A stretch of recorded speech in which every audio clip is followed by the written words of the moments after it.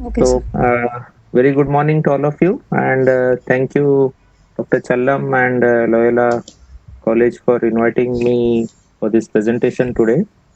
So, today we are going to discuss about molecular diagnostics and the viral sequencing for the recent SARS-CoV-2, that is the virus which has been the causative agent for the COVID-19 that we all are hearing about. I'll just try and discuss about how we are going about the diagnostics as well as the viral sequencing for this novel coronavirus. And to begin with, since we have a lot of students here, so I'll talk in brief about other molecular diagnostic techniques that we use for genetic testing in brief initially, and then we'll go on to the molecular diagnostics for the virals. So, if you look at the spectrum of human diseases, or if we have to look at all human diseases that we know, then we can put them on this line, what we can call as the causative line, where on the left side we have the totally genetic diseases, where the cause is totally genetic, and on the right side we have the totally environmental diseases.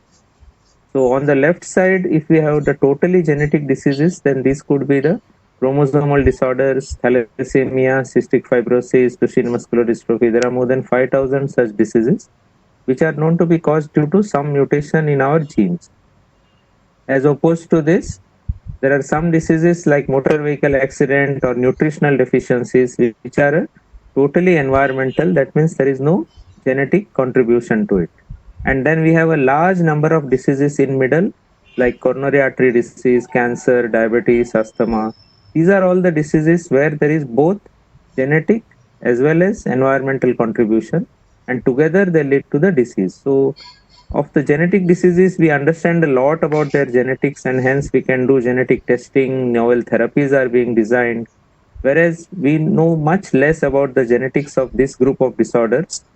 But the irony is that these are the common disorders in the population, but we still don't understand fully about their uh, genetics of diabetes or cancer, etc. And hence the treatment also is in a limited way for these diseases. Now, talking about the viral infections or infections in general, so where do we put them? So, initially, people used to think that the infections also should go into the totally environmental causation, but now we know that all people infected do not behave in the same way, and this is very true regarding the coronavirus also.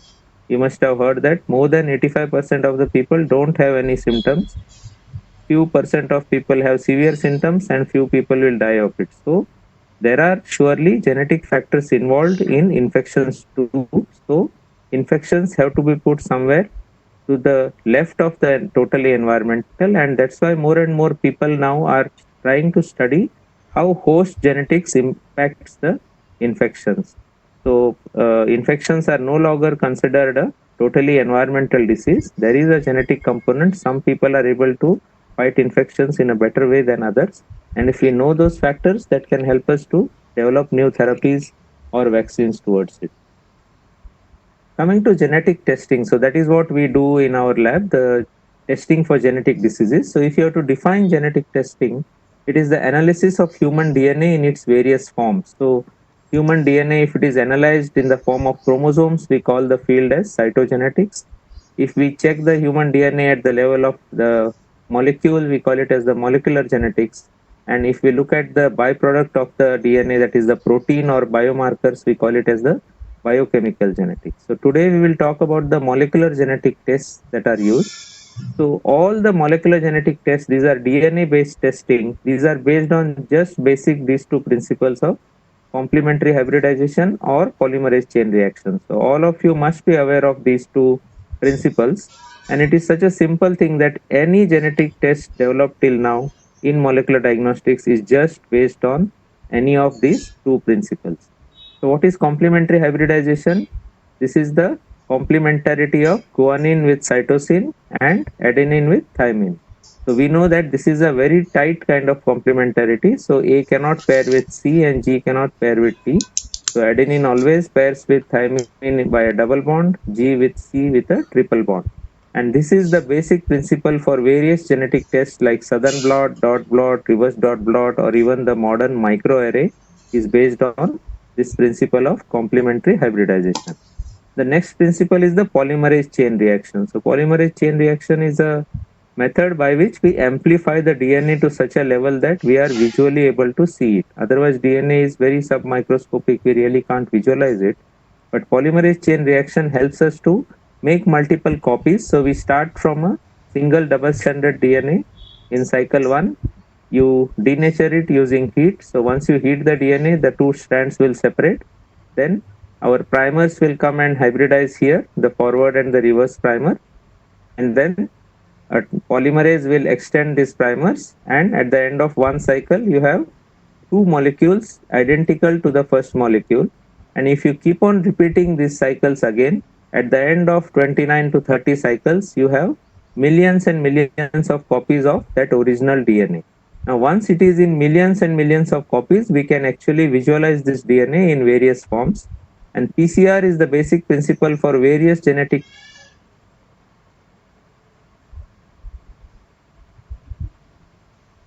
that we use like PCR RFLP, PCR SSCP, or even the Sanger sequencing that we do. So if we understand these two basic principles, then we really can understand all of molecular diagnostics. And so you can see in the exponential increase 2, 4, 8, 16 in this way, when you increase at the end of 30 cycles, you have a huge amount of this single DNA that we started with, and this can then be visualized. Coming to next, the mutation. So if you want to identify mutations in human genetic diseases, we need to know what types of mutations are present so that a particular test can be designed. So we really don't have a single test which can detect all types of mutations. So broadly, we have two types of mutations in humans. One is a point mutation. These are small mutations or base changes. And second is a large deletions and duplications. So we can't use the same test for both these kind of abnormalities.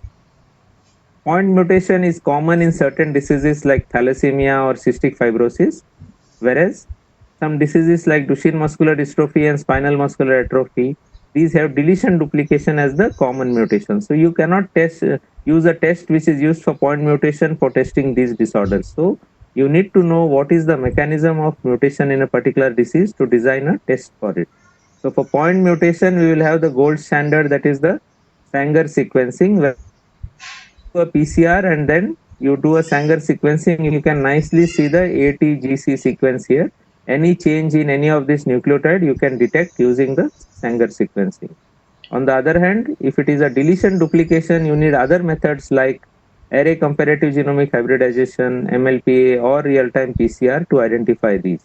So you can see that different methods need to be used to detect different type of abnormalities in the DNA. So coming to sequencing in little detail, because we are going to talk about viral sequencing. So sequencing we can either do through the Sanger method, which is an age-old method routinely used in laboratories. You could also do it using the microarray, or now we are worrying about the next generation sequencing. So what is the Sanger method? All of you must have read about this. So this is a based on this particular type of nucleotide called as the dideoxynucleotide. So in Sanger sequencing, what we do is that we do PCR, then take the PCR product and use the DNTPs in different proportions, the normal DNTPs and then the DDNTPs, that is the dideoxynucleotides. The dideoxynucleotides have the property that they will stop the further extension of the DNA, and hence at the end of several cycles you have DNA of different sizes. So different size DNA can then be separated on a capillary electrophoresis. So earlier people used to separate it on a large uh, electrophoresis, whereas nowadays we do it by capillary electrophoresis, and you can see that you have the mutation here. So you can see this is the control or no.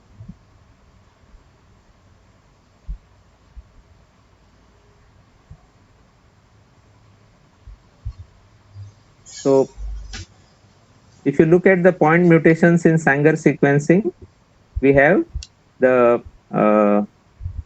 if you can see here, this is the normal and this is the patient.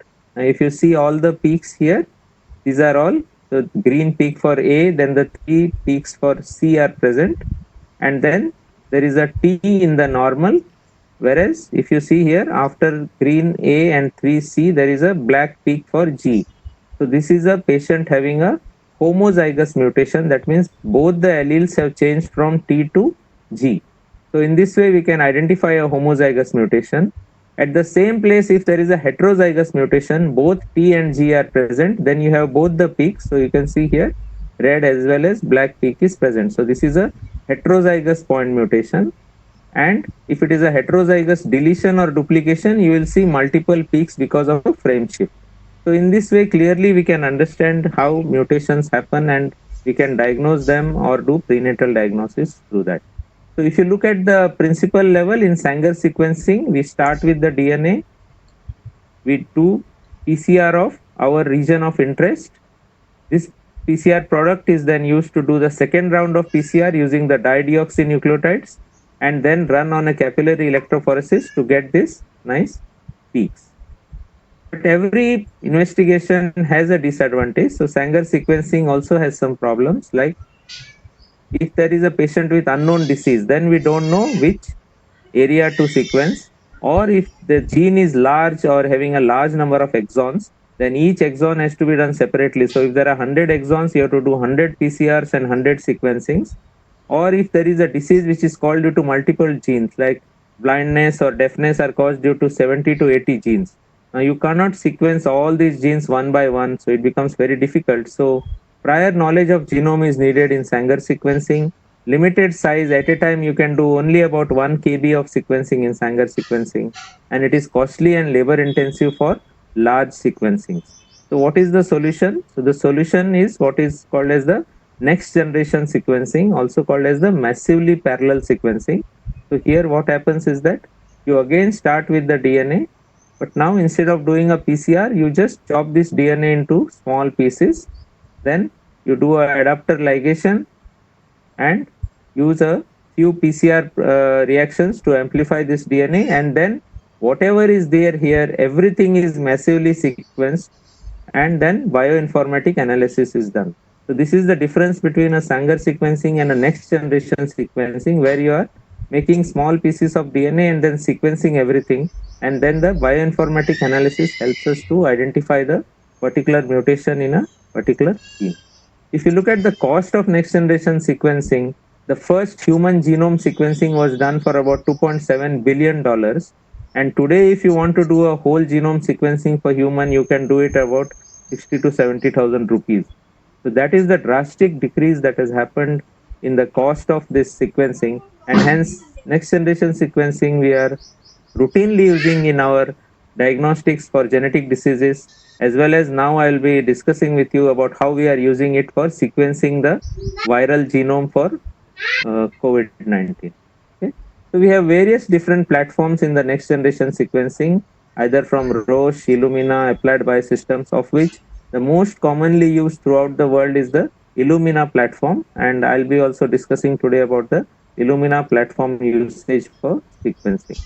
What you can do in next generation sequencing, you can do a whole genome sequencing. That means you can sequence the whole genome of either the virus or human or plant or bacteria, anything. Or you could sequence part of the genome, what we call as a exome. Exome is the coding region of the genome. So as we all know, only 1% of human DNA is coding DNA. Rest all is the non-coding DNA. So 1% of human genome is 3 GB or 3 billion base pairs. The coding exome is only 30 MB. So 30 million base pairs out of 3 GB, that is just 1%. So 1% you can sequence to get all the sequencing from the protein coding region. Or you could do a targeted sequencing. Like I said, if you want to sequence 50 genes, 60 genes together, you could do it again with the next generation sequencing. But next generation sequencing also has its own problems. As I said before, that you are sequencing everything. So there will be millions of sequencing reads. And these reads don't come like this human readable form, like nice peaks. They come in this kind of machine readable form, and you really need a bioinformatic information to analyze this. So it is like finding needle in a haystack. You have to find your mutation in a large number of millions of genes. So you have to use a detailed next generation analysis pipeline, So bioinformatic analysis is very important for today's biologists as well as clinicians. So the future is going to be a mixture of biology as well as bioinformatics. So if all of you students who are involved in either MSc or PhD, you have to get used to using the bioinformatic tools, because the future is really going towards the combination of both biology as well as the bioinformatics together to find solutions. So what is the utility of molecular diagnostics? So it is useful in genetic diseases diagnosis to find the cause of disease. You can find the prognosis, that means what is likely to happen in future. Will this disease be increase in severity, decrease in severity, complications will happen or not? We can use it for prenatal diagnosis, that is, if there is a disease, then termination of pregnancy can be done. You can use it for genetic counseling, for reproductive planning and family screening for the family, or you can use it for pre-symptomatic testing in late onset neurological disorders. So these are all the applications of molecular diagnostics in genetic diseases. You can use molecular diagnostics also in oncology, that is cancer based diagnosis for confirming the pathological diagnosis, in prognosis for looking at response to therapy, therapeutic decisions, which drug to use, genetic counseling for familial cancers, as well as for pre-symptomatic testing to prevent the cancers like BRCA1 is used in breast cancer.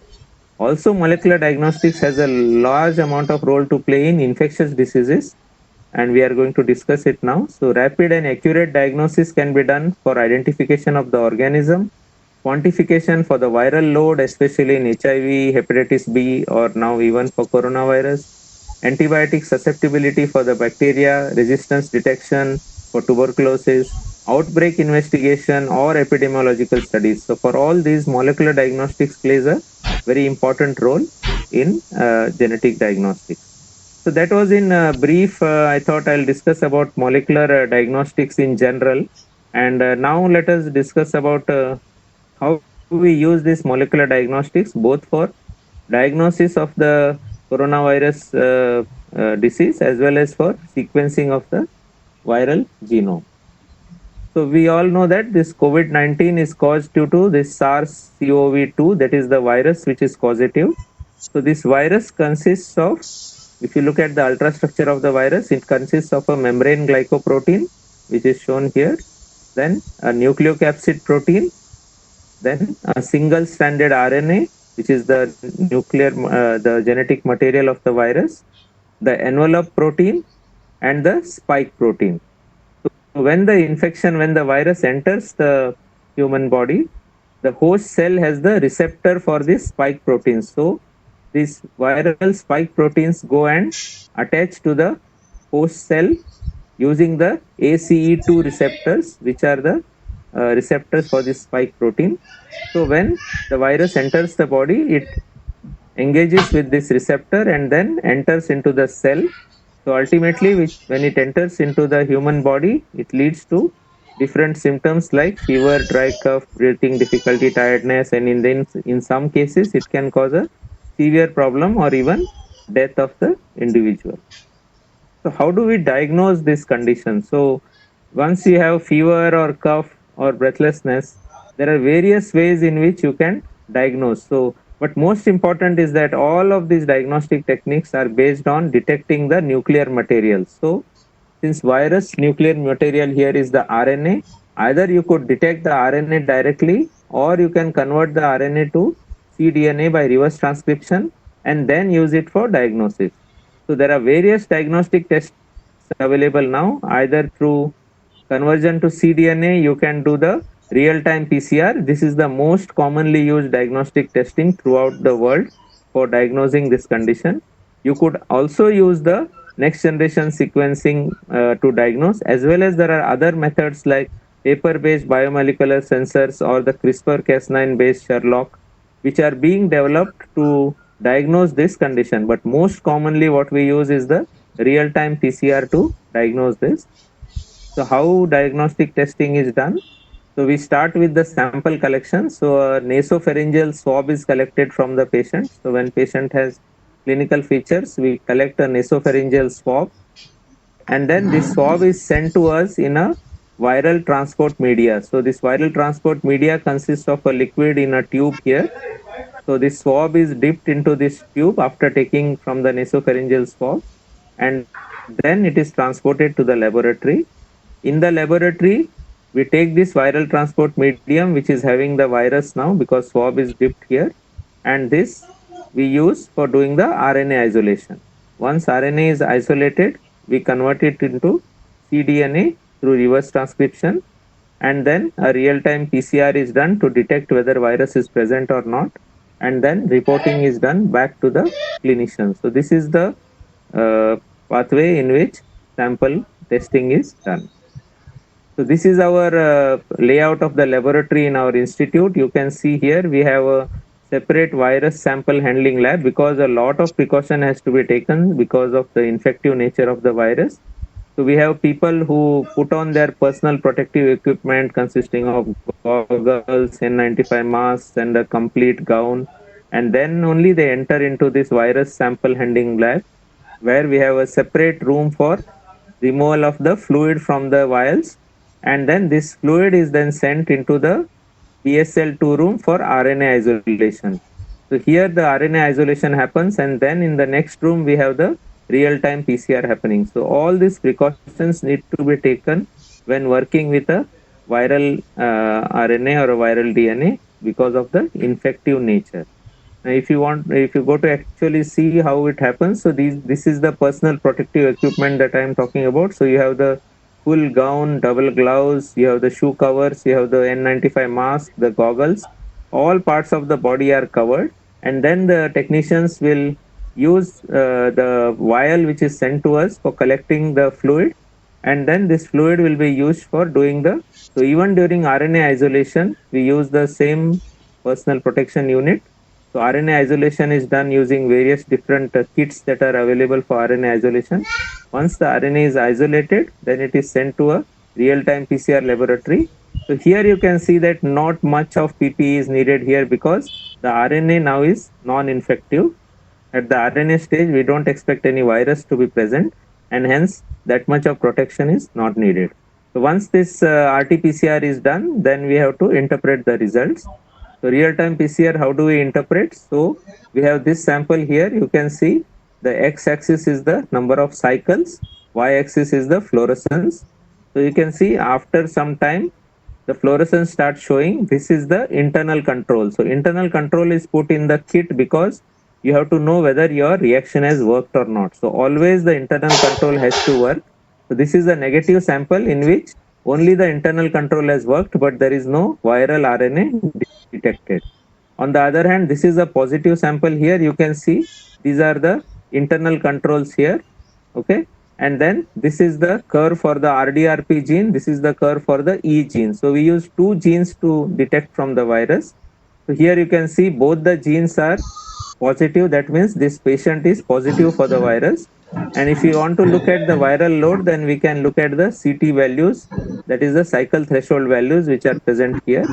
So more the CT value or more cycles that the virus is detected, less is the quantity of the virus. If the virus is detected earlier, that means the quantity of virus is more. So if you can see here, so these are two patients here. So if you consider this as patient 1 and this as patient 2, then you can say that the viral load in patient 2 here is much more compared to patient 1 because patient 1 has shown the presence of virus beyond 30 cycles, whereas patient 2 showed the virus at 20 to 23 cycles itself.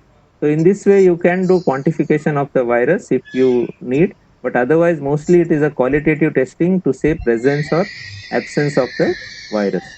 Now let us go on to whole genome sequencing. Why is the sequencing of the virus important? How does it help us? So if you look at the utility of the sequencing of the virus can help us to do the phylogenetic classification. That means whether it is the Wuhan strain or it is the American strain, Italian strain. So we know which strain is going around in our locality.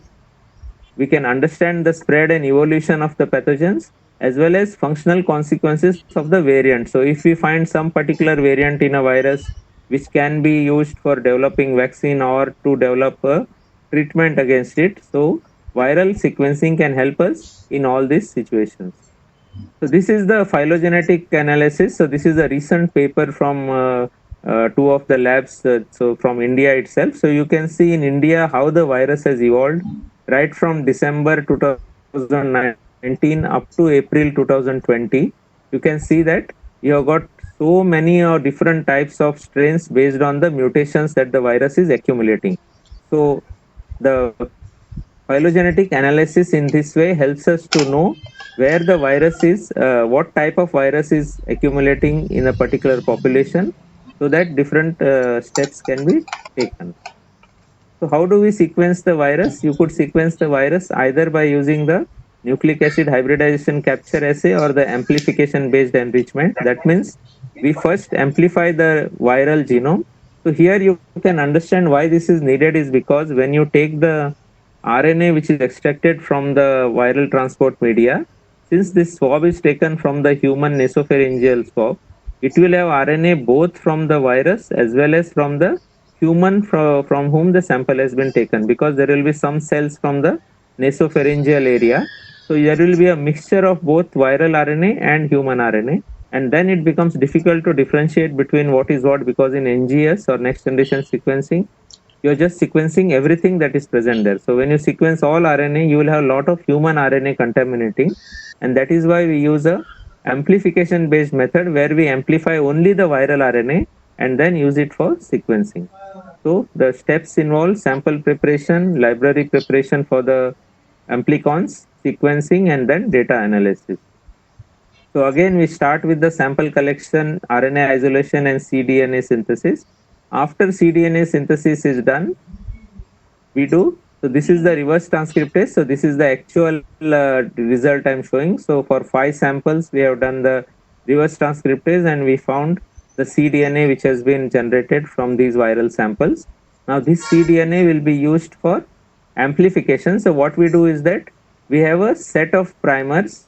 So there is a set of 200 primers throughout the viral genome, which makes small copies of this virus. So we have PCR products from 200 different primers which cover the entire virus. And now we have this pool of polymerase chain reactions. So we do the PCR and then library preparation is done. So once we do the library, we can see that in the bioanalyzer analysis, you can see that there is a peak at 500. So the average size is 500. So that means we have 400 base pair of our PCR product. And then as I showed earlier, we attach adapters to this PCR product. So including the adapters, now we have a 500 base pair product. So average size is 500 and the concentration is 6000 picogram per microliter. So we are happy with this concentration because we need very less in few picograms for sequencing the genome.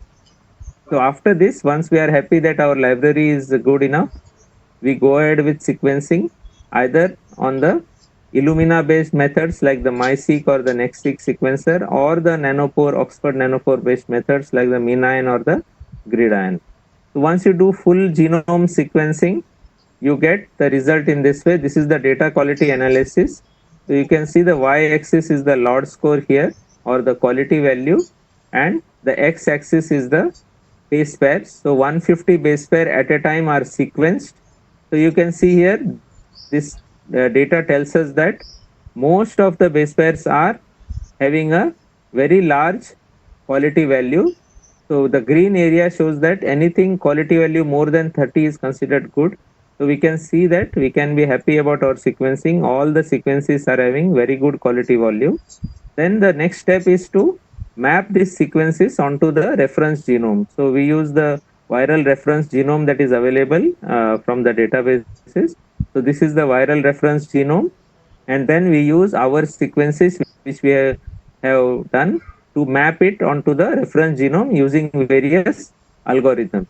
So once this is mapped, now the information is known from where a particular sequence is coming onto the virus. So this is the mapping. You can see this is the actual mapping. So this is the full viral genome here on top, and this is the height represents the depth. So for each particular region, you can see that a large number of sequences are available.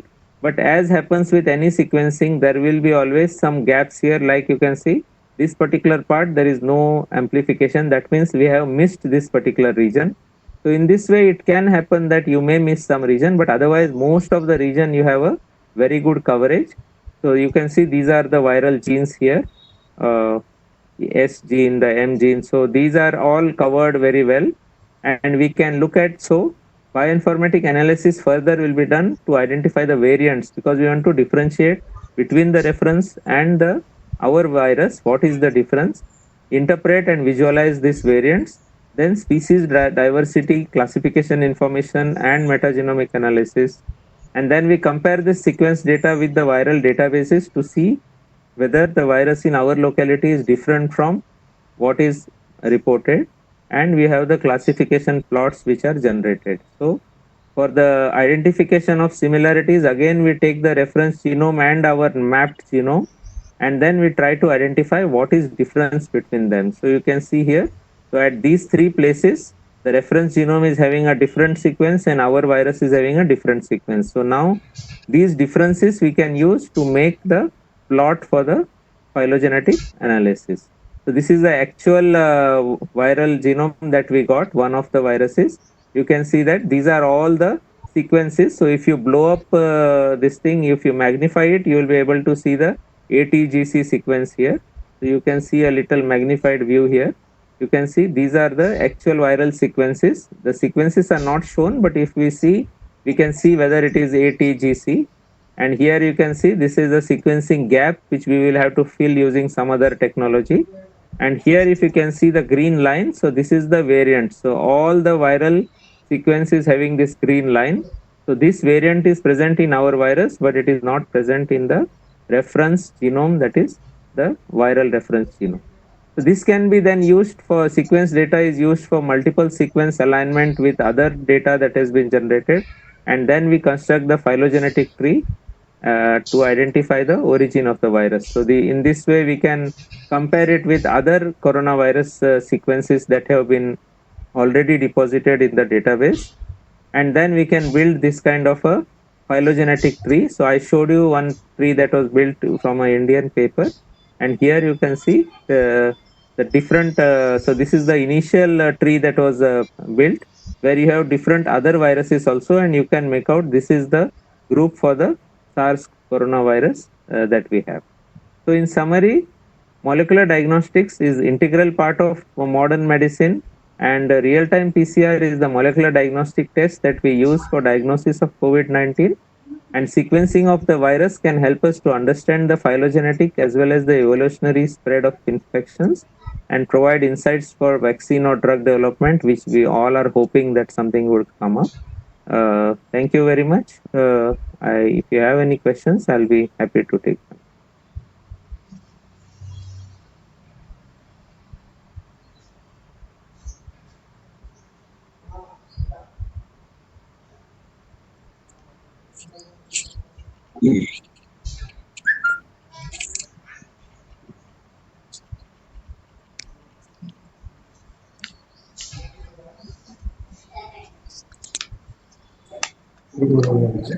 Alika?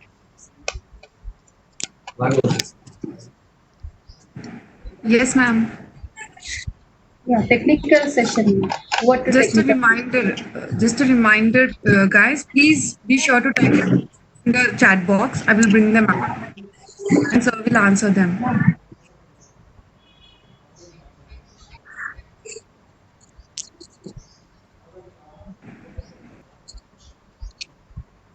Guys, please type your questions, please.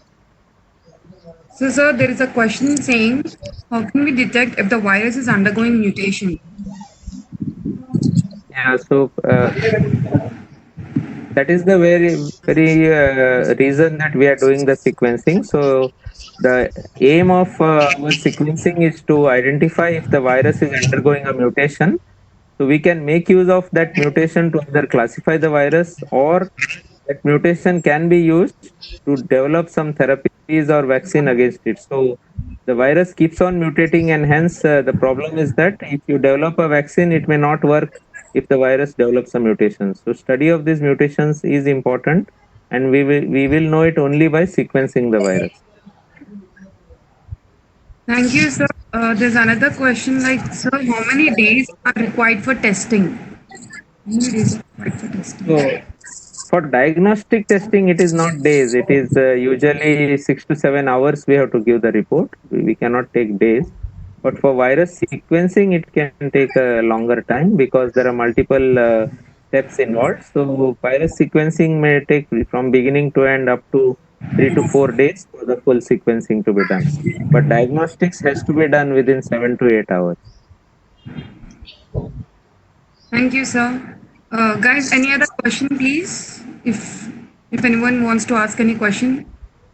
If there is any chance of preparing any vaccine or therapy from the patients who are recovered from this COVID, is there any chance to prepare any vaccine from the So patients who from already got patients, yeah, recovered? from patients we cannot prepare vaccine. From patients who have recovered, we can only, you must have heard in newspapers and all. If we take the plasma from these patients who have recovered, then it can be helpful because this plasma, we suppose that they will have antibodies because they have recovered. So we can use this plasma to treat the severe patients who are present in the ICU, etc. But you cannot make a vaccine from the patients. So vaccine development is a different thing. Thank you, sir. So there's one more question. What titer would they consider and declare that as positive?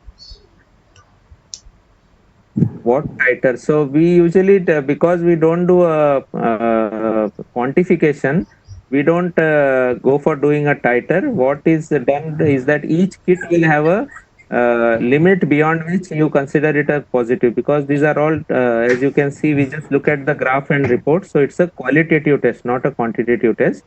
So for the routinely used tests that we use, 40 cycles is taken as the cutoff. So anything below 40 cycles, if you find a peak, that is considered as positive, otherwise it's negative. Thank you, sir. How far monoclonal antibodies are efficient in treatment of corona? Yeah, that is still under research, but I may not be the best person to answer that. Maybe you will have some immunologists on your panel later on. You can ask them this thing. So there's one more question. What is meant by comorbid and herd immunity, sir? So comorbid is comorbid conditions. So as I said before, you have if 100 people are infected by the virus, about 85 will not have any symptoms, and then about 5 to 10% may develop severe symptoms, and a few percent of them die. So people who die, many of them have conditions other than coronavirus along with them, like either renal failure or severe diabetes, cancer, or something, and that has already decreased their immunity. So these all conditions which are present along with the coronavirus, they are called as comorbid condition. Morbid means disease. So comorbid means along with the coronavirus, what